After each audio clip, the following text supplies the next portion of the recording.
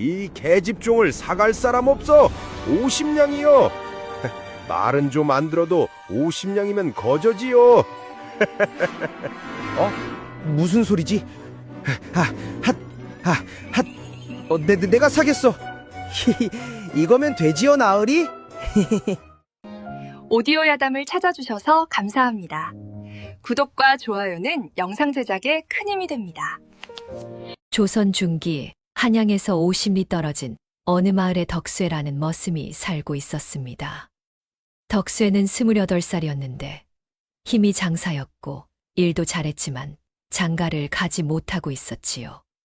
얼굴이 못생긴 것도 아니었고 성격이 나쁜 것도 아니었습니다. 다만 너무 순박해서 사람들이 바보라고 놀렸고 그래서 중매가 들어오지 않았지요. 덕쇠는 김 부자네 집에서 일하고 있었는데 품삯은 한 해에 15냥이었습니다. 덕쇠는 3년 동안 한 푼도 쓰지 않고 돈을 모았지요. 밥은 주인 집에서 얻어먹었고 옷은 헌것을 기버 입었으며 술도 마시지 않았습니다. 그렇게 모은 돈이 50냥이었는데 덕쇠는 이 돈으로 장가를 가려고 했습니다. 어느 봄날이었습니다. 덕쇠는 장에 갔다가 이상한 광경을 보았지요. 장터 한쪽에 사람들이 모여 있었는데 가운데에는 한 여인이 서 있었습니다.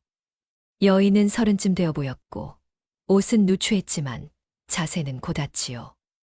옆에는 양반 차림의 사내가 서서 소리치고 있었습니다. 여종 하나 사시오.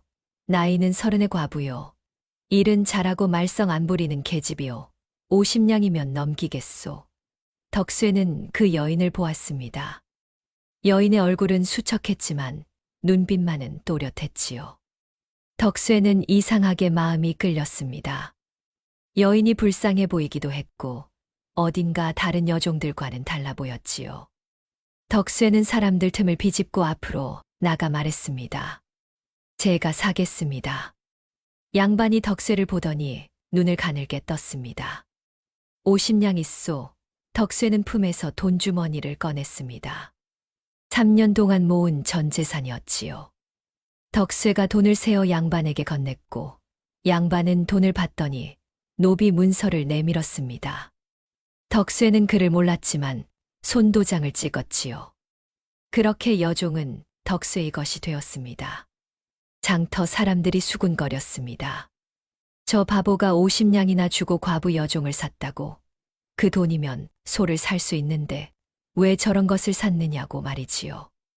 어떤 이는 덕쇠가 정말 바보가 맞다며 고개를 저었고 어떤 이는 저 계집이 무슨 재주가 있길래 50냥이나 하느냐며 비웃었습니다. 하지만 덕쇠는 신경 쓰지 않았습니다. 덕쇠는 여종에게 다가가 조심스럽게 말했습니다. 저는 덕쇠라 하오. 이제 우리 집으로 갑시다. 여종은 덕쇠를 보았습니다. 한참을 보더니 고개를 끄덕였지요.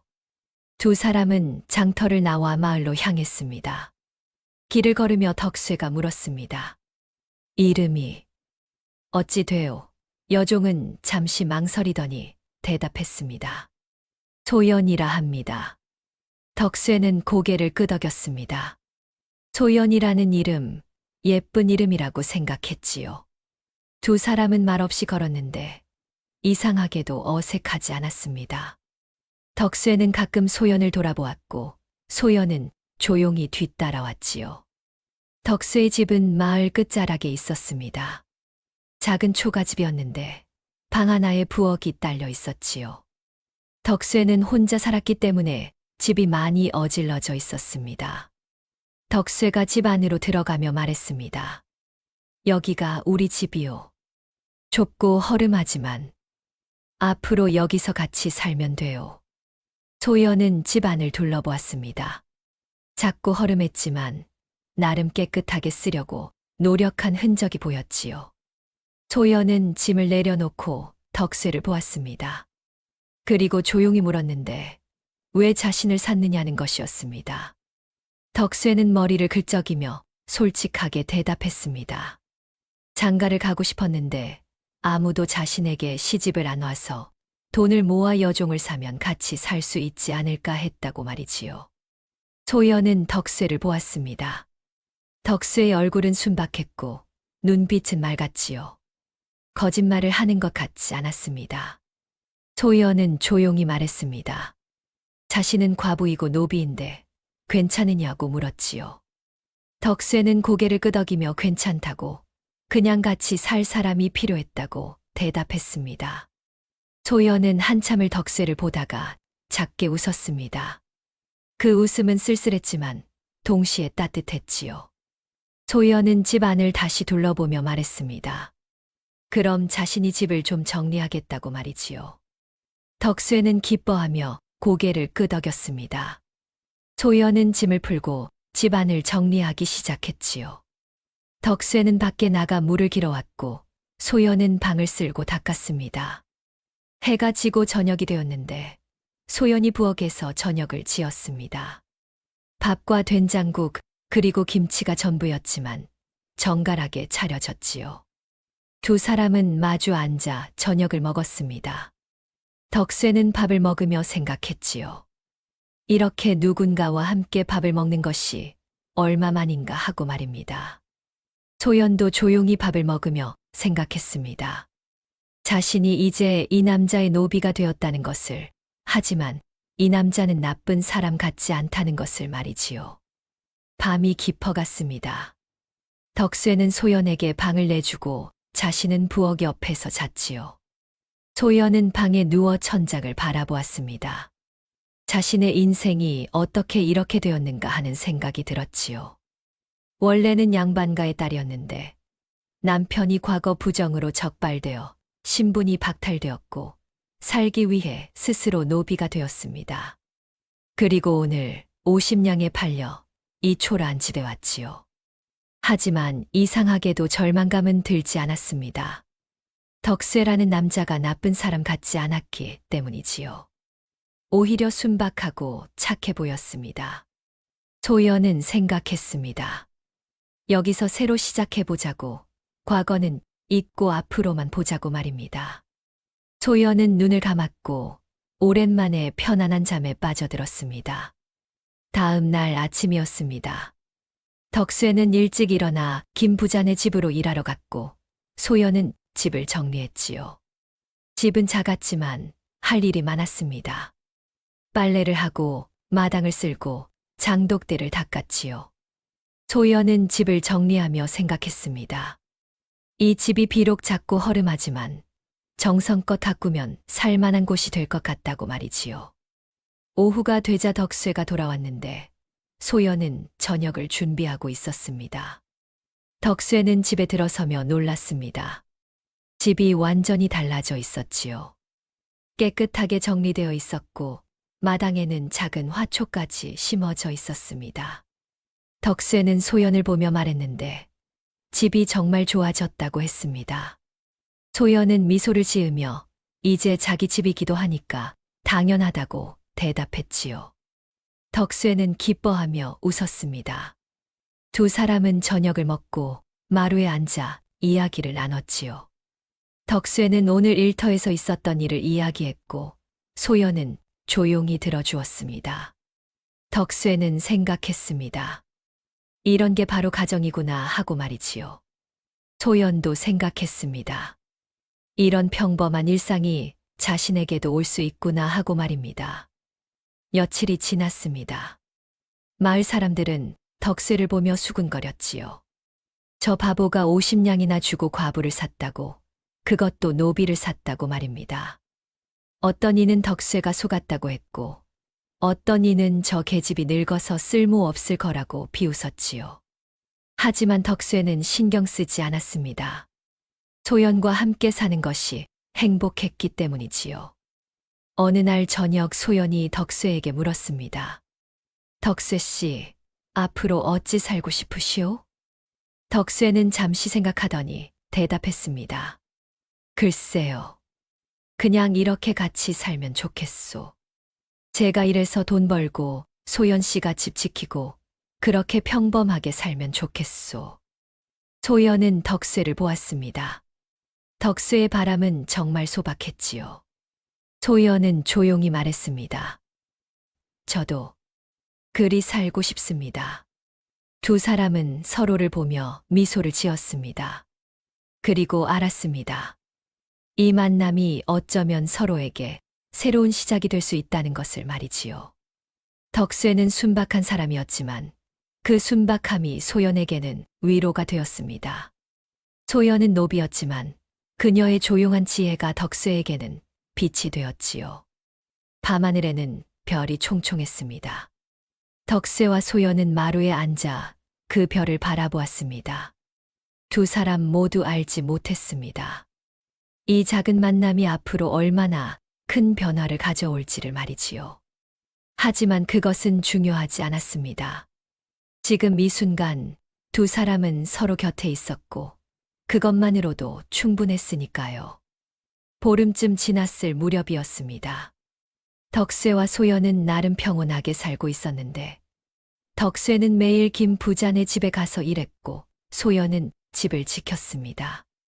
두 사람은 저녁이면 함께 밥을 먹으며 하루를 이야기했고 조금씩 서로에게 익숙해져 갔습니다. 하지만 문제가 하나 있었습니다. 돈이었습니다. 덕쇠는 한 해에 15냥을 받았는데 이것을 12달로 나누면 한 달에 한 냥 남짓이었습니다. 쌀값과 반찬거리, 그리고 기름과 소금 같은 것들을 사다 보면 남는 것이 거의 없었습니다. 게다가 덕쇠는 소연을 사느라 3년 동안 모은 50냥을 다 써버렸기 때문에 여윳돈이 전혀 없었습니다. 어느 날 저녁이었습니다. 소연이 저녁을 차리는데 반찬이 김치와 된장 하나뿐이었습니다. 덕쇠는 신경 쓰지 않고 밥을 먹었지만 소연은 마음이 무거웠습니다. 이렇게 살아서는 안 되겠다는 생각이 들었습니다. 소연은 덕쇠를 보며 조심스럽게 입을 열었습니다. 덕쇠 씨, 제가 돈을 벌 방법이 있을 것 같습니다. 덕쇠는 밥을 먹다 말고 소연을 보았습니다. 돈을 번다니 어떻게 그럴 수 있느냐고 물었습니다. 소연은 잠시 망설이다가 말했습니다. 누룩만 구해주시면 제가 술을 조금 빚을 줄 압니다. 그걸 팔아보면 어떻겠습니까? 덕쇠는 놀란 표정으로 소연을 보았습니다. 소연이 술을 빚을 줄 안다니 생각지도 못한 일이었습니다. 소연이 설명했습니다. 자신이 원래 양반가 딸이었는데 집안이 대대로 술을 빚었고 어머니께서 비법을 가르쳐 주셨다고 말입니다. 덕쇠는 소연의 말을 듣고 고개를 끄덕였습니다. 그래서 소연이 다른 여종들과 달랐구나 하는 생각이 들었습니다. 덕쇠는 잠시 생각하더니 말했습니다. 좋소. 그럼 한번 해봅시다. 소연은 안도의 한숨을 쉬며 고맙다고 말했습니다. 덕쇠는 웃으며 괜찮다고 우리가 함께 사는데 당연한 것 아니냐고 대답했습니다. 다음 날 덕쇠는 장에 가서 누룩을 샀습니다. 누룩 한 덩이에 2냥이었는데 덕쇠는 아까운 돈이었지만 기꺼이 샀습니다. 그리고 김 부자에게 부탁해서 쌀 한 마를 품삯 대신 받아왔습니다. 덕쇠가 집에 돌아오자 소연은 기뻐하며 맞이했습니다. 소연은 곧바로 술을 빚기 시작했습니다. 먼저 쌀을 깨끗이 씻었는데 7번을 씻었습니다. 물이 맑아질 때까지 씻고 또 씻었습니다. 덕쇠가 옆에서 보며 왜 그렇게 많이 씻느냐고 물었습니다. 소연은 쌀에 묻은 티끌을 다 씻어내야 술맛이 깨끗하다고 7번을 씻어야 제대로 된 술이 나온다고 대답했습니다. 소연은 쌀을 씻은 후 물에 불렸습니다. 하룻밤을 불려야 한다고 했습니다. 다음 날 소연은 불린 쌀을 시루에 쪄서 고두밥을 만들었습니다. 고두밥이 익자 넓은 그릇에 펼쳐 식혔는데 너무 뜨겁지도 너무 차갑지도 않게 해야 한다고 했습니다. 손으로 만졌을 때 미지근하면 된다는 것이었습니다. 너무 뜨거우면 누룩이 죽고 너무 차가우면 발효가 안 된다고 말했습니다. 소연은 식은 고두밥에 누룩을 섞었습니다. 누룩을 부수어 가루로 만든 후 고두밥과 골고루 섞었습니다. 그리고 물을 부었는데 물의 양도 중요하다고 했습니다. 너무 많으면 술이 묽어지고 너무 적으면 발효가 안 된다는 것이었습니다. 소연은 우물물을 썼는데 용천수면 더 좋지만 우물물도 괜찮다고 말했습니다. 강물이나 빗물은 절대 쓰면 안 된다고 했습니다. 소연은 모든 것을 항아리에 담았습니다. 그리고 항아리를 천으로 덮은 후 끈으로 단단히 묶었습니다. 소연이 말했습니다. 이제 3일 동안 뜸을 들여야 합니다. 그동안 절대 건드리면 안 됩니다. 덕쇠는 고개를 끄덕였습니다. 소연은 항아리를 부엌 한쪽에 두었는데 햇빛이 들지 않고 온기가 있는 곳이었습니다. 소연이 설명했습니다. 너무 추우면 발효가 안 되고 너무 더우면 술이 쉬어진다는 것이었습니다. 적당한 온기가 있어야 한다고 말했습니다. 3일이 지났습니다. 소연은 항아리를 열어 냄새를 맡았습니다. 달콤하면서도 알싸한 냄새가 났습니다.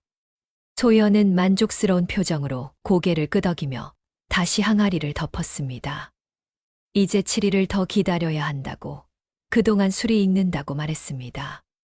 덕쇠는 매일 항아리를 보며 기다렸습니다. 7일이 정말 길게 느껴졌습니다. 하지만 소연은 조급해하지 않았습니다. 오히려 차분하게 기다렸고 가끔 항아리를 열어 상태를 확인했습니다. 드디어 7일이 지났습니다. 소연은 항아리를 열었는데 술 냄새가 진하게 풍겼습니다. 소연은 천으로 술을 걸렀습니다. 맑은 술이 주르륵 흘러나왔는데 색깔이 맑고 투명했습니다. 소연은 술을 작은 사발에 따라 덕쇠에게 건넸습니다. 한번 드셔보십시오. 덕쇠는 술을 받아 마셨습니다. 술이 목으로 넘어가는 순간 덕쇠는 눈을 크게 떴습니다. 달콤하면서도 깊은 맛이 났고 목 넘김이 부드러웠습니다. 덕쇠는 지금까지 마셔본 술 중에 가장 맛있었습니다. 이게 정말 맛있소. 소연은 미소를 지으며 제대로 빚어졌다고, 이 술이면 장에서 팔 수 있을 것 같다고 말했습니다. 덕쇠는 기뻐하며 소연을 보았습니다. 소연이 이런 재주가 있을 줄은 몰랐습니다. 덕쇠는 생각했습니다. 50냥을 주고 소연을 산 것이 정말 잘한 일이었다고 말입니다. 다음 날 덕쇠와 소연은 술을 병에 담아 장에 갔습니다. 장터 한쪽에 자리를 잡고 술을 펼쳐 놓았습니다. 처음에는 사람들이 관심을 보이지 않았습니다. 하지만 한 사람이 술을 맛보더니 눈을 크게 떴습니다. 이 술이 정말 맛있다고 말하자 다른 사람들도 몰려왔습니다.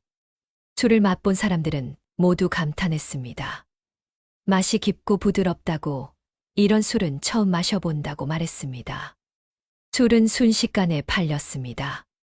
덕쇠와 소연이 가져온 술은 한 시진도 안 되어 다 팔렸습니다.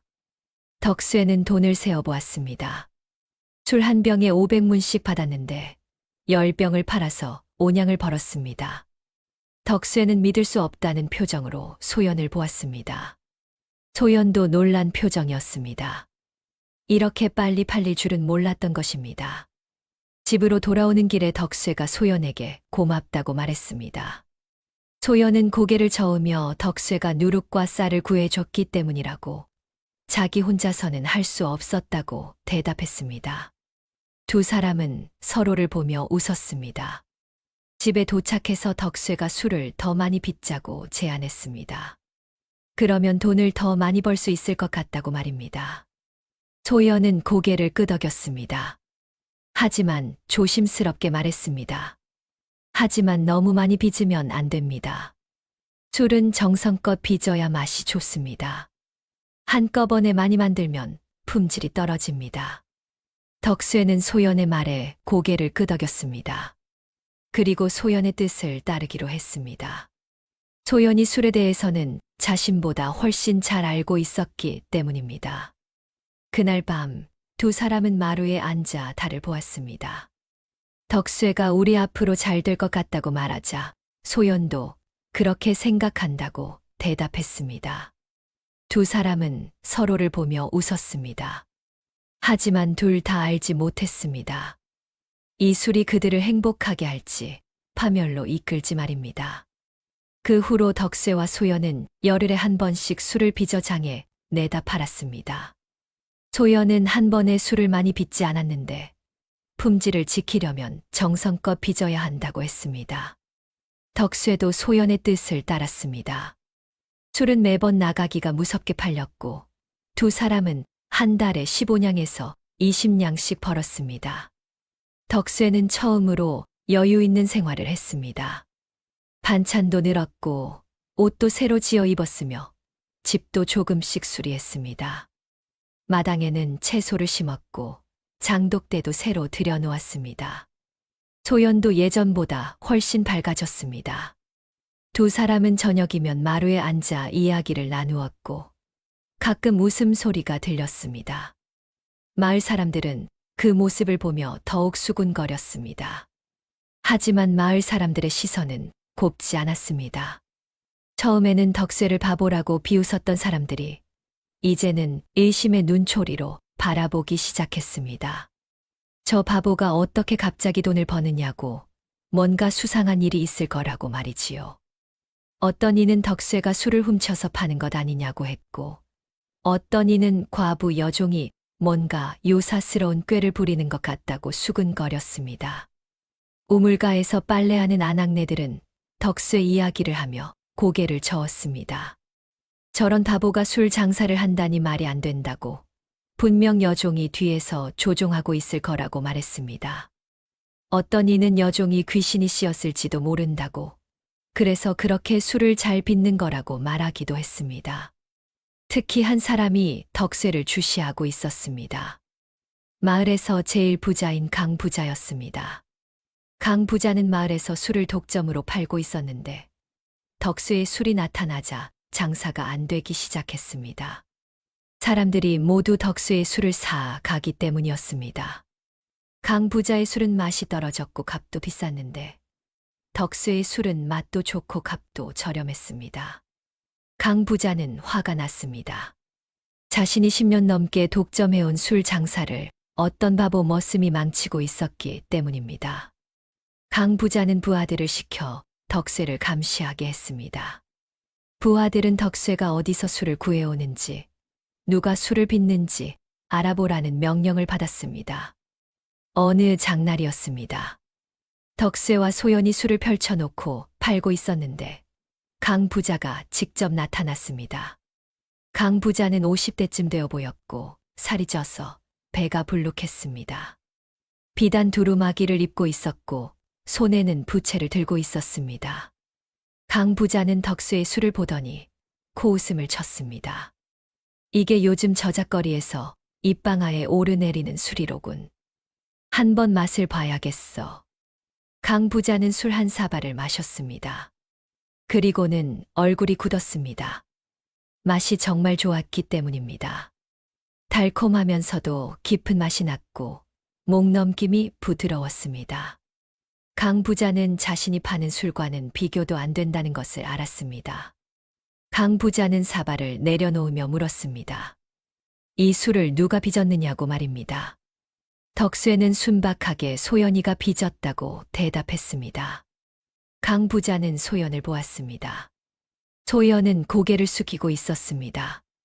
강 부자가 다시 물었습니다. 여종이 술을 빚을 줄 안다니 어디서 배웠느냐고 말입니다. 덕쇠는 대답하려다가 말을 멈췄습니다.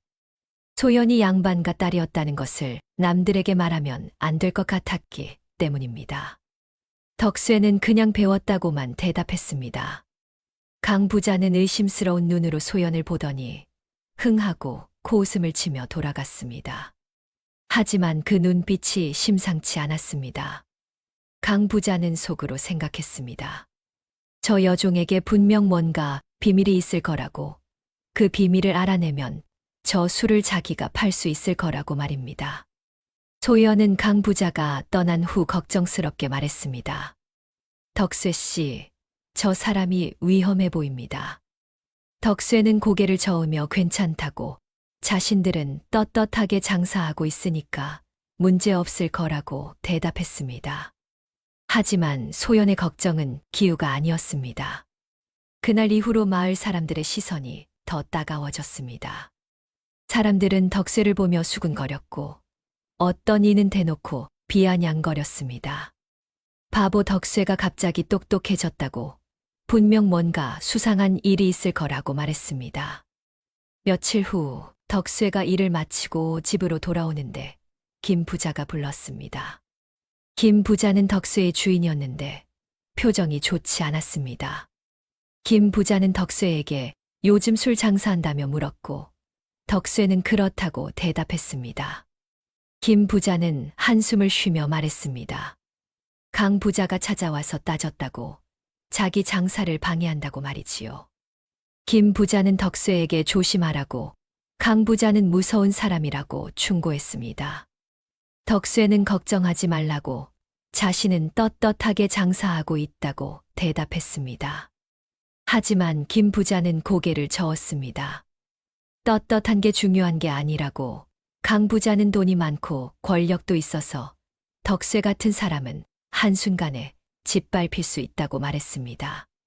김 부자는 덕쇠를 보며 안타까운 표정을 지었습니다. 덕쇠는 집으로 돌아와 소연에게 이야기했습니다.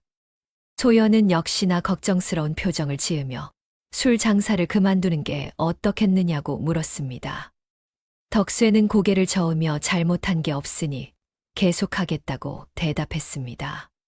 소연은 덕쇠를 보았습니다.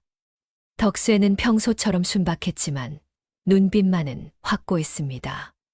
소연은 한숨을 쉬며 알겠다고 대답했습니다. 다음 장날이었습니다. 덕쇠와 소연이 술을 펼쳐놓았는데 이번에는 강 부자의 부하들이 나타났습니다. 건장한 사내 셋이 덕쇠 앞에 섰습니다. 부하 하나가 말했습니다. 주인 어른께서 술 장사는 이제 그만두라고 하신다는 것이었습니다. 덕쇠는 고개를 저으며 왜 그만둬야 하느냐고 자신은 떳떳하게 장사하고 있다고 말했습니다. 부하 하나가 비웃으며 대답했습니다. 떳떳하고 말고가 중요한 게 아니라고 여기서 술 장사는 강 부자만 하는 거라고 말이지요. 덕쇠는 여전히 고개를 저었습니다. 부하들은 서로 눈빛을 주고받더니 술병 하나를 집어들었습니다. 그리고 바닥에 내던졌습니다. 술병이 깨지며 술이 쏟아졌습니다. 장터 사람들이 놀라보았지만 아무도 나서지 않았습니다. 부하들은 다시 술병 하나를 집어들었고 덕쇠 앞에서 흔들며 비웃었습니다. 덕쇠는 주먹을 쥐었지만 참았습니다. 부하들은 결국 그 술병도 바닥에 던져 깨뜨렸습니다. 덕쇠는 화가 났습니다. 하지만 참았습니다. 소연이 옆에서 덕쇠의 팔을 잡으며 조용히 말했기 때문입니다. 참으라고 저들과 싸워봤자 자신들만 다친다고 말이지요. 덕쇠는 주먹을 쥐었다 폈습니다. 그리고 깊게 숨을 쉬었습니다. 부하들은 비웃으며 돌아갔습니다. 덕쇠와 소연은 깨진 술병을 치우고 남은 술을 팔았습니다. 하지만 사람들은 눈치를 보며 술을 사지 않았습니다. 강 부자가 무서웠기 때문입니다. 그날 저녁 두 사람은 집으로 돌아왔습니다. 덕쇠는 말이 없었고 소연도 조용했습니다. 저녁을 먹고 난 후 소연이 입을 열었습니다. 덕쇠 씨, 제 생각엔 술 장사를 잠시 쉬는 게 좋을 것 같습니다. 덕쇠는 소연을 보며 왜 그래야 하느냐고 자신들이 잘못한 게 뭐냐고 물었습니다. 소연은 조용히 대답했습니다. 잘못한 건 없습니다. 하지만 저들은 힘이 있습니다. 우리는 약합니다. 약한 자가 강한 자와 맞서면 망가지는 건 약한 자입니다. 덕쇠는 한참을 생각했습니다. 소연의 말이 맞았습니다. 하지만 이대로 물러서기도 억울했습니다. 덕쇠는 말했습니다. 조금만 더 해봅시다. 만약 또 위험한 일이 생기면 그때 그만두겠소. 소연은 한숨을 쉬며 고개를 끄덕였습니다. 두 사람은 그날 밤 잠을 설쳤습니다. 밖에서는 바람이 불고 있었고 그 바람 소리가 마치 불길한 징조처럼 들렸습니다. 보름이 지났습니다. 덕세와 소연은 강 부자의 위협에도 불구하고 술 장사를 계속했는데, 하지만 예전만큼 잘 팔리지는 않았습니다. 사람들이 강 부자를 두려워해서 덕세의 술을 사기를 꺼렸기 때문이었습니다. 그래도 덕세는 포기하지 않았는데, 소연이 정성껏 빚은 술을 버릴 수 없었기 때문입니다. 어느 날 저녁이었습니다. 덕세와 소연이 저녁을 먹고 있는데 누군가 문을 두드렸고, 덕세가 문을 열자 낯선 양반이 서 있었습니다. 양반은 40대쯤 되어 보였고 얼굴은 여위였으며 눈빛은 날카로웠습니다. 덕세는 그 양반을 본 적이 있었는데 장터에서 소연을 팔았던 바로 그 양반이었습니다. 양반은 덕세를 보더니 씩 웃으며 자신을 기억하느냐고 물었습니다. 덕세는 고개를 끄덕였는데 양반은 안으로 들어가도 되겠느냐고 물었습니다. 덕세는 어쩔 수 없이 양반을 안으로 들였고 소연은 양반을 보더니 얼굴이 새하얗게 질렸습니다. 양반은 소연을 보며 비웃으며 오래간만이라고 잘 지냈느냐고 말했습니다. 소연은 대답하지 않았는데 양반은 방 안을 둘러보며 소문을 들었다고 술 장사로 돈을 꽤 벌고 있다고 말했습니다. 덕세는 조심스럽게 무슨 일로 왔느냐고 물었고 양반은 자리에 앉으며 말했습니다. 간단한 일이네. 소연을 다시 되팔게. 덕세는 눈을 크게 떴고 소연도 놀라 양반을 보았습니다. 양반은 품에서 종이 한 장을 꺼냈는데 노비 문서였습니다. 양반이 설명하기를 덕세가 소연을 샀을 때 문서를 줬지만 원본은 자기가 갖고 있다고. 그러니까 소연은 아직 법적으로는 자기 노비라고 말했습니다. 덕세는 당황했습니다. 자신은 그를 몰랐기 때문에 노비 문서를 제대로 확인하지 못했던 것입니다. 양반은 말을 이었는데 소연을 돌려주면 50냥은 돌려주겠다고 말했습니다. 덕세는 고개를 저으며 안 된다고, 소연은 자기 사람이라고 대답했습니다. 양반은 비웃으며 법적으로는 자기 사람이라고, 덕세가 들고 있는 건 가짜 문서이고 진짜는 자기가 갖고 있다고 말했습니다. 소연은 떨리는 목소리로 말했습니다. 주인 어른, 왜 이러십니까? 저를 팔아놓고 이제 와서.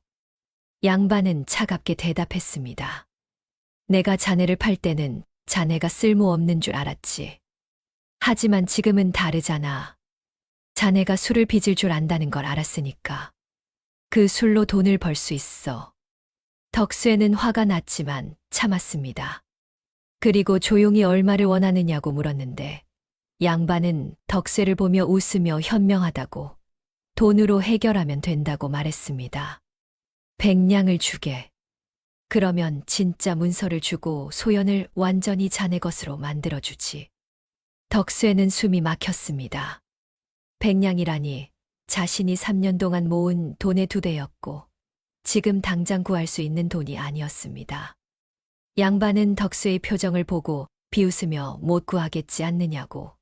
그럼 소연을 돌려주면 간단하다고 말했습니다. 양반은 일어서며 사흘을 주겠다고, 사흘 안에 100냥을 가져오든지 아니면 소연을 돌려주든지 하라고, 만약 안 그러면 관아에 고발하겠다고 말했습니다. 덕세가 자기 노비를 훔쳤다고 말이지요. 양반은 그렇게 말하고 나갔고 문이 닫히며 2사람만 남았습니다. 소연은 울고 있었고 덕세는 어찌할 바를 몰랐습니다. 한참 후 소연이 눈물을 닦으며 말했습니다. 덕세 씨, 저를 돌려보내십시오. 100냥은 너무 큰 돈입니다. 덕세는 고개를 저었습니다. 안 됩니다. 소연 씨를 보낼 수 없소. 소연은 덕세를 보며 하지만이라고 말하려 했지만 덕세는 소연의 말을 끊으며 방법을 찾아보겠다고, 사흘이 있으니 뭔가 방법이 있을 거라고 말했습니다. 소연은 눈물을 흘리며 고맙다고, 하지만 정말 방법이 있을까 하고 물었습니다. 덕세는 대답하지 못했는데 솔직히 방법을 모르겠기 때문이었습니다. 100냥은 너무 큰 돈이었지만 덕세는 포기하고 싶지 않았습니다. 다음 날 덕세는 김 부자를 찾아갔습니다. 김 부자에게 돈을 빌릴 수 있을까 싶어서였는데, 하지만 김 부자는 고개를 저으며 백냥은 자기도 없는 큰돈이라고 미안하다고 말했습니다. 덕쇠는 다른 마을 사람들에게도 부탁해 보았지만 모두 거절했습니다. 백냥은 너무 큰 돈이었고 덕쇠가 갚을 수 있을지 믿지 못했기 때문입니다. 덕쇠는 좌절했습니다. 둘째 날 저녁 덕쇠는 집으로 돌아왔습니다. 소연은 덕쇠를 보며 어떻게 되었느냐고 물었고 덕쇠는 고개를 저으며 안 된다고 대답했습니다. 소연은 눈물을 흘리며 조용히 말했는데 이제 그만하라고 자신을 돌려보내는 게 맞다고 말했습니다. 덕쇠는 고개를 저으며 아직 하루 남았다고 내일까지 방법을 찾아보겠다고 대답했습니다. 하지만 덕쇠도 알고 있었습니다. 하루 만에 백냥을 구할 방법은 없다는 것을 말이지요. 셋째 날 아침이었습니다. 덕쇠는 절망적인 기분으로 일어났는데 오늘 저녁까지 백냥을 구하지 못하면 소연을 보내야 했습니다. 덕쇠는 소연을 보았는데 소연은 조용히 짐을 꾸리고 있었고 이미 포기한 것 같았습니다. 덕쇠는 마지막으로 한 가지 방법을 생각해냈습니다. 강 부자를 찾아가는 것이었는데 강 부자는 돈이 많았고 어쩌면 빌려줄지도 몰랐습니다. 덕쇠는 강 부자네 집으로 갔습니다. 강 부자는 덕쇠를 보고 비웃으며 웬일이냐고 술 장사 그만두러 왔느냐고 물었습니다. 덕쇠는 고개를 숙이며 백냥을 빌려달라고 꼭 갚겠다고 부탁했습니다. 강 부자는 이유를 물었고 덕쇠는 사정을 설명했는데 강 부자는 듣고 나서 비웃으며 자기한테 돈을 빌리러 왔냐고 덕쇠가 자기 술 장사를 망쳤는데 말이냐고 말했습니다. 덕쇠는 고개를 더 깊이 숙였습니다. 강 부자는 한참을 덕쇠를 보다가 말했습니다. 좋아. 빌려주지. 하지만 조건이 있네. 앞으로 이 마을에서는 술을 팔지 말게. 한양이든 다른 고을이든 여기만 아니면 어디서든 팔아도 좋네. 그러면 백냥을 빌려주지. 덕쇠는 놀랐습니다. 강 부자가 술 빚는 비법을 요구할 줄 알았는데 그게 아니었습니다. 강 부자는 그저 이 마을에서만 술을 팔지 말라는 것이었습니다. 덕쇠는 잠시 생각했습니다.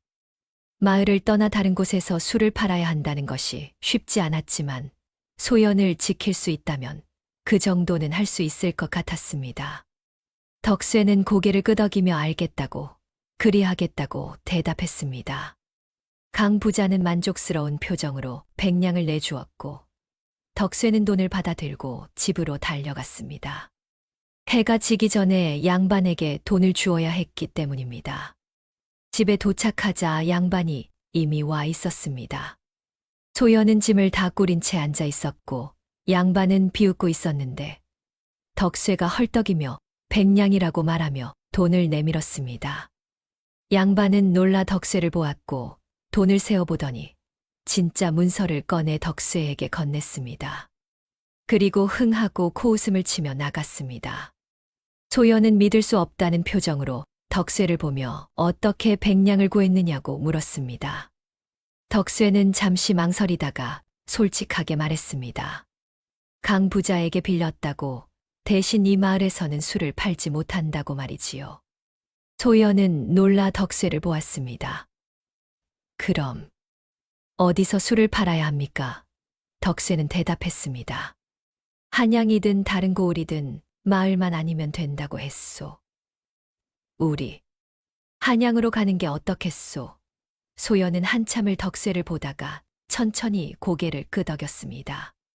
그리고 조용히 말했습니다. 고맙습니다, 덕쇠 씨. 저를 지켜주셔서 정말 고맙습니다. 덕쇠는 소연을 보며 미소를 지었습니다. 비록 마을을 떠나야 하지만 소연과 함께라면 어디든 갈 수 있을 것 같았습니다. 두 사람은 그날 밤 한양으로 가는 계획을 세웠습니다. 새로운 시작이 기다리고 있었습니다. 닷새가 지났습니다. 덕쇠와 소연은 한양으로 떠날 준비를 했는데 집에 있는 살림살이를 정리하고 술 빚는 도구들을 챙겼습니다. 항아리와 시루 그리고 술을 거르는 천까지 빠짐없이 챙겼고 소연은 누룩도 미리 구해서 보자기에 싸두었습니다. 덕쇠는 김 부자에게 가서 인사를 드렸고 김 부자는 아쉬워하면서도 덕쇠에게 노자돈을 쥐어주었습니다. 마을 사람들은 덕쇠가 떠난다는 소식을 듣고 수군거렸는데 어떤 이는 결국 강 부자한테 졌다고 비웃었고 어떤 이는 안 됐다며 혀를 찼습니다. 떠나는 날 아침이었습니다. 덕쇠는 짐을 지게에 지고 소연은 작은 보따리를 들었습니다. 두 사람은 마을을 돌아보았는데 덕쇠가 태어나고 자란 곳이었고 소연이 새로운 삶을 시작한 곳이었습니다. 하지만 이제는 떠나야 했습니다. 덕쇠는 소연의 손을 잡고 말했습니다. 걱정 마시오. 한양에 가서 다시 시작하면 됩니다. 소연은 고개를 끄덕이며 미소를 지었습니다. 두 사람은 마을 어귀를 지나 큰 길로 나섰습니다. 한양까지는 사흘 정도 걸린다고 했습니다. 덕쇠는 힘이 좋아서 짐을 지고도 거뜬했고 소연은 덕쇠 옆에서 걸으며 이야기를 나눴습니다. 첫날 저녁 두 사람은 주막에서 묵었습니다. 주막 주인은 덕쇠와 소연을 보고 어디 가느냐고 물었고 덕쇠는 한양 간다고 대답했습니다. 주막 주인은 한양이 크고 사람도 많다고 조심하라고 충고했습니다. 특히 저작거리에는 사기꾼도 많고 소매치기도 많으니 조심하라고 말했습니다. 덕쇠는 고맙다며 고개를 숙였습니다. 둘째 날 길을 걷다가 소연이 말했습니다. 덕쇠 씨, 한양에 가면 어디서 술을 팔아야 할까요? 덕쇠는 잠시 생각하다가 대답했습니다. 글쎄요. 장터가 있을 테니 거기서 팔면 되지 않겠소. 소연은 고개를 끄덕였지만 걱정스러운 표정이었습니다. 한양은 큰 도시였고 술 파는 사람도 많을 것이었습니다. 과연 자신들의 술이 팔릴까 하는 걱정이 들었습니다. 덕쇠는 소연의 표정을 보고 말했습니다. 소연 씨가 빚은 술은 최고요. 한양 사람들도 분명 좋아할 겁니다. 소연은 덕쇠를 보며 미소를 지었습니다. 덕쇠의 순박한 믿음이 소연에게 힘이 되었습니다.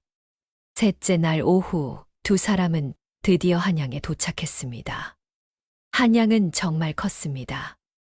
높은 성곽이 도시를 둘러싸고 있었고 성문으로 들어가니 넓은 길이 펼쳐졌습니다. 사람들이 북적거렸고 온갖 가게들이 늘어서 있었습니다. 비단을 파는 포목상, 그릇을 파는 가게, 약재를 파는 약방, 먹을 것을 파는 노점들이 즐비했습니다. 덕쇠와 소연은 그 광경에 압도되어 한참을 서서 구경했습니다. 덕쇠는 길을 지나가는 사람에게 물었습니다. 여기서 묵을 만한 곳이 어디냐고 말이지요. 그 사람은 저작거리 근처에 쌓은 여관이 있다고 알려주었습니다. 덕쇠와 소연은 그곳으로 갔는데 여관은 작고 낡았지만 값은 쌌습니다. 하루에 100문이면 묵을 수 있었습니다. 덕쇠는 며칠치 방값을 내고 짐을 풀었습니다. 그날 저녁 두 사람은 여관방에 앉아 앞으로의 계획을 세웠습니다. 소연이 말했습니다. 일단 술을 빚어야 합니다. 술이 있어야 팔 수 있으니까요. 덕쇠는 고개를 끄덕이며 내일 장에 가서 쌀과 누룩을 사오겠다고 말했습니다. 소연은 고개를 끄덕이며 덕쇠의 손을 잡았습니다. 두 사람은 서로를 보며 미소를 지었습니다. 비록 낯선 땅이었지만 함께라면 해낼 수 있을 것 같았습니다. 다음 날 덕쇠는 장에 가서 쌀과 누룩을 샀습니다. 한양의 물가는 마을보다 비쌌는데 쌀 한 말에 3냥이었고 누룩 한 덩이에 2냥 500문이었습니다. 덕쇠는 품삯을 받으러 일자리를 찾아다녔는데 다행히 한 상점에서 짐을 나르는 일을 구했습니다. 하루 일하고 300문을 받았는데 마을보다는 나았습니다. 소연은 여관방에서 술을 빚기 시작했습니다. 여관 주인에게 허락을 받고 부엌 한쪽을 빌렸는데 쌀을 7번 씻고 하룻밤 불렸습니다. 다음 날 고두밥을 쪄서 식힌 후 누룩을 섞었고 우물물을 부어 항아리에 담았습니다. 항아리를 천으로 덮고 끈으로 묶은 후 여관방 구석 어두운 곳에 두었습니다. 이제 열흘을 기다려야 했습니다. 열흘이 지났습니다. 소연은 항아리를 열어 술을 걸렀는데 맑고 향긋한 술이 나왔습니다. 덕쇠가 맛을 보더니 눈을 크게 떴습니다. 여전히 최고의 맛이었습니다. 소연은 안도의 한숨을 쉬었습니다. 한양에서도 제대로 빚을 수 있다는 것을 확인했기 때문입니다. 다음 날 덕쇠와 소연은 술을 병에 담아 저작거리로 갔습니다. 저작거리는 한양에서 가장 큰 시장이었는데 온갖 물건을 파는 사람들로 북적거렸습니다. 덕쇠는 한쪽 구석에 자리를 잡고 술을 펼쳐놓았습니다. 소연은 옆에 앉아 지켜보았습니다. 하지만 사람들은 덕쇠의 술에 관심을 보이지 않았습니다. 한양에는 술 파는 곳이 많았고 덕쇠는 낯선 사람이었기 때문입니다. 하루 종일 앉아 있었지만 술은 한 병도 팔리지 않았습니다. 지나가는 사람들은 덕쇠를 힐끗 보고는 그냥 지나갔고 어떤 이는 술값을 물어보더니 비싸다며 고개를 저었습니다. 덕쇠는 낙담했고 소연도 걱정스러웠습니다. 저녁에 여관으로 돌아와 소연이 말했습니다. 사람들이 우리를 믿지 않는 것 같습니다. 덕쇠도 그렇다고 낯선 사람이니까 그럴 수밖에 없다고 대답했습니다. 하지만 덕쇠는 말을 이었습니다. 계속 해보자고 언젠가는 팔릴 거라고 말이지요. 소연은 고개를 끄덕였습니다. 다음 날도 덕쇠와 소연은 저작거리로 갔습니다. 이번에는 덕쇠가 큰 소리로 외쳤습니다. 맛있는 술이라고 한번 맛보라고 말이지요. 지나가던 한 사람이 호기심에 멈춰 서서 술 한 사발을 마셨습니다. 그 사람은 눈을 크게 뜨더니 말했습니다. 이게 정말 맛있다고 어디서 빚었느냐고 물었습니다. 그 말에 다른 사람들도 모여들었습니다. 술을 맛본 사람들은 모두 감탄했고 술은 조금씩 팔리기 시작했습니다. 그날 덕쇠와 소연은 5병을 팔았는데 인양 500문을 벌었습니다. 많은 돈은 아니었지만 시작이었습니다. 그 후로 덕쇠와 소연은 매일 저작거리로 나갔습니다. 처음에는 하루에 몇 병씩 팔렸는데 점점 소문이 퍼지면서 더 많이 팔리기 시작했습니다. 한 달쯤 지나자 덕쇠와 소연의 술은 저작거리에서 제법 알려졌습니다. 사람들은 그 술을 찾아왔고 덕쇠와 소연은 매일 술을 빚느라 바빴습니다. 어느 날 한 상인이 덕쇠에게 다가왔습니다. 상인은 한양에서 큰 주막을 운영하는 사람이었는데 덕쇠의 술을 맛보고 감탄했다고 말했습니다. 이 술을 우리 주막에 납품할 수 있겠소? 한 달에 100병 정도 필요한데 가능하겠소? 덕쇠는 놀라 소연을 보았습니다. 소연도 놀란 표정이었지만 천천히 고개를 끄덕였습니다. 100병은 많은 양이었지만 할 수 있을 것 같았습니다. 덕쇠는 상인에게 가능하다고 값은 어떻게 되느냐고 물었습니다. 상인은 술 한 병에 600문을 주겠다고 말했습니다. 덕쇠는 흔쾌히 받아들였습니다. 한 달에 100병이면 60냥이었는데 엄청난 돈이었습니다. 덕쇠와 소연은 기뻐하며 여관으로 돌아왔습니다. 그날 밤 두 사람은 서로를 보며 웃었습니다. 한양에서의 시작이 순탄하지는 않았지만 이제 자리를 잡아가고 있었습니다. 소연이 말했습니다. 덕쇠 씨, 우리 잘 될 것 같습니다. 덕쇠는 소연의 손을 잡으며 대답했습니다. 그럼요. 소연 씨와 함께라면 뭐든 할 수 있소. 두 사람은 서로를 보며 미소를 지었습니다. 한양에서의 새로운 삶이 시작되고 있었고 앞으로 더 큰 기회가 기다리고 있었습니다. 주막에 술을 납품하기 시작한 후 덕쇠와 소연의 삶은 완전히 달라졌습니다. 한 달에 100병을 빚어야 했는데 소연 혼자서는 감당할 수 없는 양이었습니다. 덕쇠는 집 나르는 일을 그만두고 소연을 도왔습니다. 쌀을 씻고 고두밥을 찌고 항아리를 나르는 일은 힘이 필요했기 때문에 덕쇠가 제격이었습니다. 두 사람은 아침 일찍 일어나 밤늦게까지 일했습니다. 소연은 술 빚는 과정을 지휘했고 덕쇠는 그 지시를 따라 움직였습니다. 여관방은 좁아서 항아리를 여러 개 둘 수가 없었는데 덕쇠는 여관 주인에게 부탁해서 창고 한쪽을 빌렸습니다. 창고에 항아리를 쭉 늘어놓고 술을 빚었습니다. 한 달이 지나자 덕쇠와 소연은 60냥을 벌었습니다. 여기서 쌀값과 누룩값 그리고 여관비를 빼도 40냥이 남았습니다. 덕쇠는 그 돈을 보며 감탄했습니다. 마을에서 1년 동안 모은 돈이 15냥이었는데 한양에서는 한 달 만에 그보다 훨씬 많은 돈을 벌었기 때문입니다. 소연은 덕쇠에게 말했습니다. 이 돈을 모아야 합니다. 강 부자께 빌린 100냥을 갚아야 하니까요. 덕쇠는 고개를 끄덕였습니다. 강 부자에게 빌린 돈은 갚아야 했습니다. 덕쇠와 소연은 돈을 아껴 썼습니다.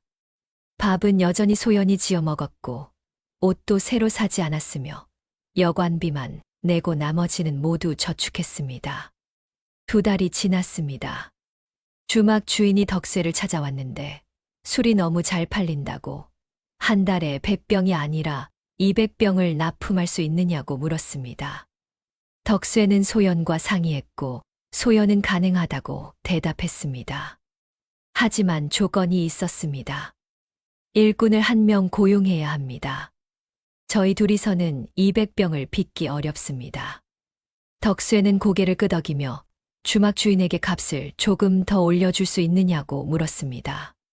주막 주인은 흔쾌히 한 병에 700문을 주겠다고 말했습니다.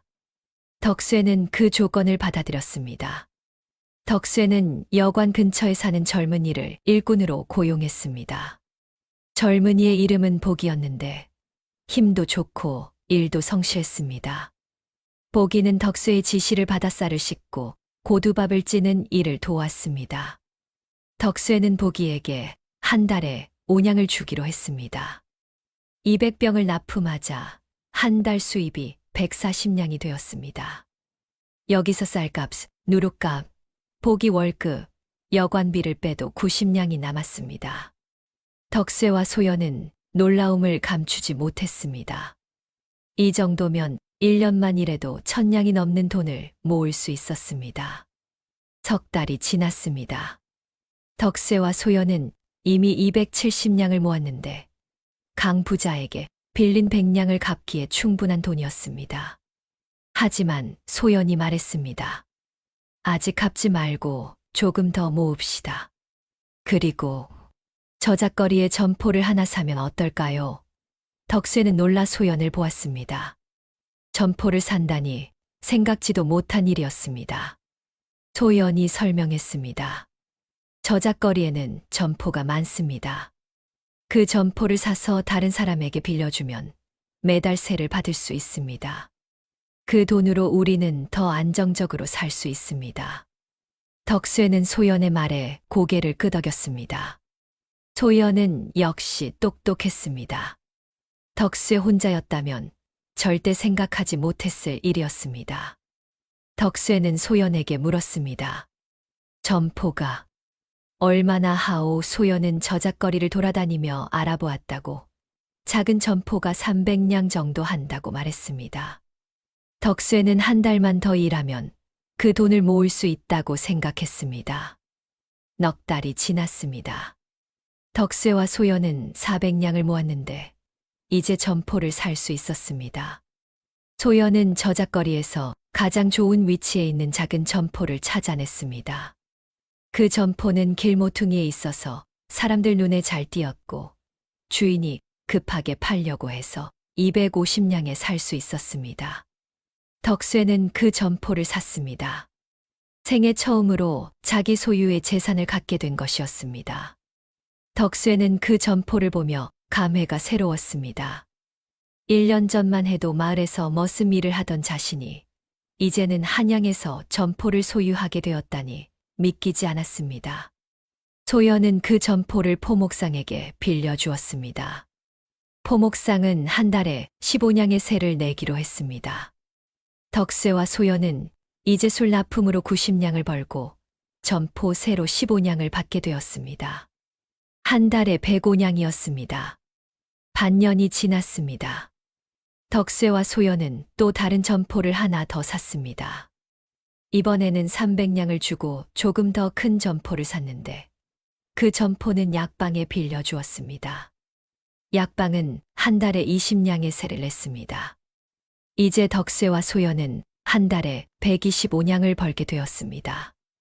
1년이 지났습니다. 덕세와 소연은 이제 저작거리의 점포를 4개나 소유하고 있었고 술 납품도 계속하고 있었습니다. 한 달 수입이 160냥이 넘었고 1년 동안 모은 돈이 1000냥을 넘었습니다. 덕세는 그 돈을 보며 믿을 수 없다는 표정을 지었습니다. 소연은 덕세에게 말했습니다. 이제 강 부자께 빌린 돈을 갚으러 갑시다. 덕세는 고개를 끄덕였습니다. 두 사람은 100냥을 챙겨 마을로 향했습니다. 마을에 도착하자 사람들은 덕세를 보고 놀랐습니다. 덕세는 예전과 달리 깨끗한 옷을 입고 있었고 얼굴에는 자신감이 넘쳤습니다. 강 부자는 덕세를 보고 의아한 표정을 지었습니다. 덕세는 100냥을 내밀며 말했습니다. 빌렸던 돈을 갚으러 왔습니다. 고맙습니다. 강 부자는 돈을 받으며 덕세에게 물었습니다. 한양에서 어떻게 지내느냐고, 술은 잘 팔리느냐고 말이지요. 덕세는 웃으며 잘 지낸다고, 술도 잘 팔린다고 대답했습니다. 강 부자는 씁쓸한 표정을 지었습니다. 자신은 덕세를 마을에서 쫓아냈지만 덕세는 오히려 한양에서 더 크게 성공한 것이었습니다. 덕세와 소연은 마을을 떠나 한양으로 돌아왔습니다. 한양으로 가는 길에 소연이 말했습니다. 덕세 씨, 우리 정말 멀리 왔습니다. 덕세는 소연의 손을 잡으며 대답했습니다. 그럼요. 하지만 아직 끝이 아니요.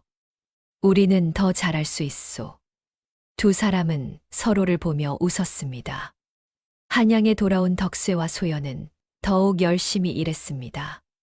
술을 빚고 점포를 관리하고 돈을 모았습니다. 세월이 흐르며 두 사람의 재산은 점점 불어났고 한양에서 이름난 부자가 되어갔습니다. 그로부터 3년이 흘렀습니다. 덕세와 소연은 이제 한양에서 손꼽히는 부자가 되었는데 저작거리에 점포를 10개나 소유하고 있었고 술 사업도 계속 번창하고 있었습니다. 주막 3곳에 술을 납품했고 한 달 수입이 300냥이 넘었습니다. 여관에서 나와 저작거리 근처에 큰 기와집을 샀는데 마당이 넓고 방도 여러 개였으며 창고도 따로 있었습니다. 덕세는 이제 31살이었고 소연은 33이었습니다. 두 사람은 여전히 매일 함께 일했는데 술을 빚는 일은 이제 일꾼 5명이 맡았고 덕세와 소연은 사업을 관리했습니다. 소연은 장부를 썼고 덕세는 점포들을 돌아다니며 세를 받았습니다. 어느 봄날이었습니다. 마당에는 벚나무가 심어져 있었는데 그 나무에서 벚꽃이 활짝 피어 있었습니다. 덕세와 소연은 마루에 앉아 차를 마시며 벚꽃을 바라보고 있었습니다. 덕세가 입을 열었습니다.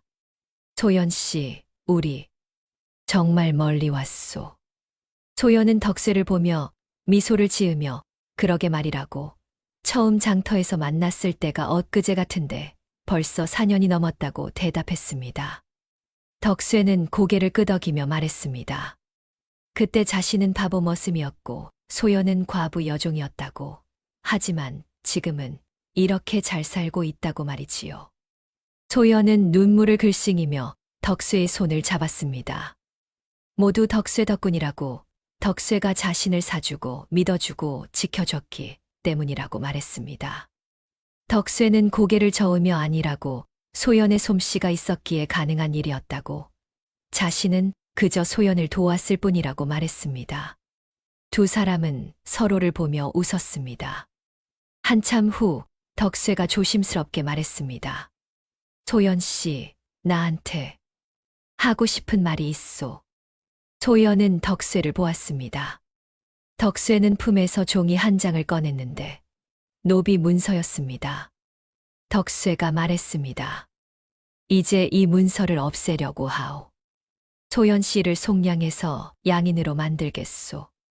소연은 눈을 크게 떴습니다. 속량이라니 생각지도 못한 일이었습니다.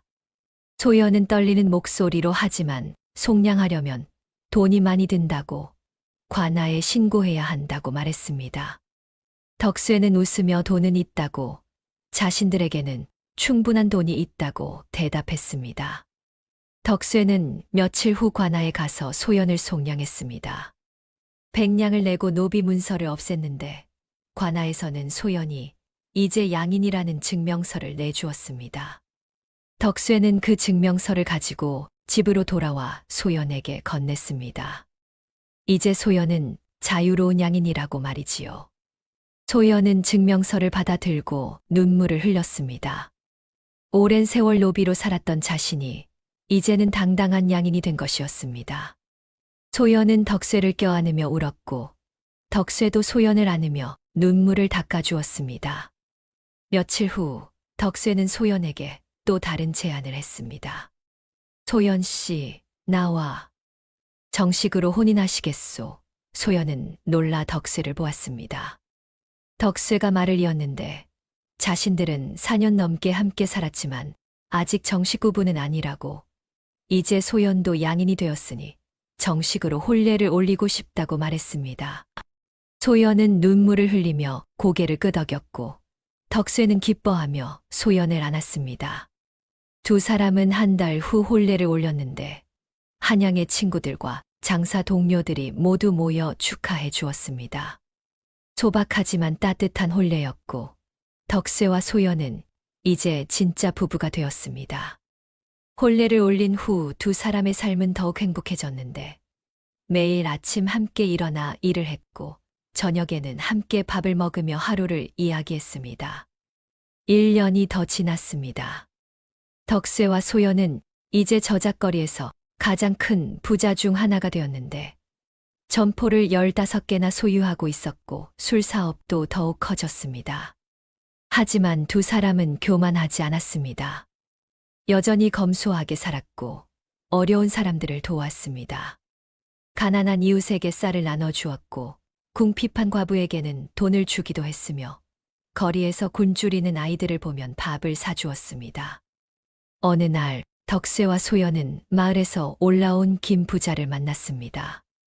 김 부자는 늙어서 일을 그만두고 한양으로 이사를 왔다고 말했는데 덕쇠는 김 부자를 반갑게 맞이하고 저녁을 대접했습니다. 김 부자는 덕쇠의 집을 보며 감탄했습니다. 마을에서는 바보라고 놀림받던 덕쇠가 이제는 이렇게 큰 부자가 되었다고 정말 대단하다고 말했습니다. 덕쇠는 웃으며 모두 소연 덕분이라고, 소연이 없었다면 불가능한 일이었다고 대답했습니다. 소연도 웃으며 자신도 덕쇠가 없었다면 여기 있지 못했을 거라고, 서로 도왔을 뿐이라고 말했습니다. 김 부자는 두 사람을 보며 흐뭇하게 웃었습니다. 세월이 흘렀습니다. 덕쇠와 소연 사이에는 아이가 태어났고 그 아이는 건강하게 자랐습니다. 두 사람은 아이에게 정성껏 가르쳤는데 사람은 정성을 다해 살아야 한다고, 서로를 믿고 도와야 한다고 말했습니다. 아이도 부모를 닮아 성실하고 착하게 자랐습니다. 덕쇠와 소연은 늙어서도 여전히 함께 일했고 손님들을 맞이했으며 서로를 사랑했습니다. 사람들은 두 사람의 이야기를 들으며 감동했습니다. 바보 머슴과 과부 여종이 어떻게 한양 최고의 부자가 되었는지 그 이야기는 오랫동안 사람들의 입에 오르내렸습니다. 어느 가을날이었습니다. 덕쇠와 소연은 마루에 앉아 석양을 바라보고 있었습니다. 하늘은 붉게 물들어 있었고 바람은 시원했습니다. 덕쇠가 소연의 손을 잡으며 자신은 행복하다고 말했습니다.